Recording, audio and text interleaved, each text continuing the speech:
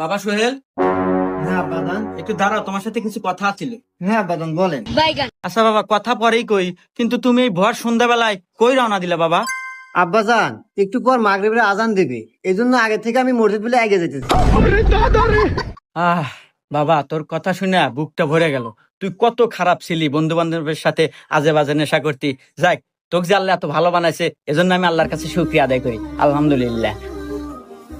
আচ্ছা আব্বা, তুমি জানি কি জানি বলতে চাইলে, ওটা একটু বলো, নইলে আবার আজান দিয়ে দিবে, আমার মসজিদে যাওয়া লাগবে। ও আচ্ছা বাবা, ঠিক আছে। ওই যে তোর মার না খুব অসুস্থ, কয়েকটা টাকা লাগতো, একটু ওষুধ আনতাম। ও আচ্ছা আব্বা, দিতেছি। ठीक है। रुको जरा। खत्म।